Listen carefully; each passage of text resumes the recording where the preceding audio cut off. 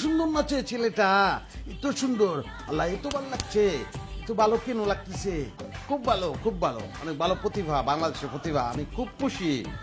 আল্লাহ আমার যদি অনেক টিয়া পয়সা থাকতো, আমি একটা টিভি চ্যানেল করতাম, টিভি চ্যানেল করিয়া টিভি চ্যানেলে আমি একটা অনুষ্ঠান করতাম, নাচগো অঞ্জনা নাচগো খঞ্জনা, ওরে ফার্স্ট বানাইতাম।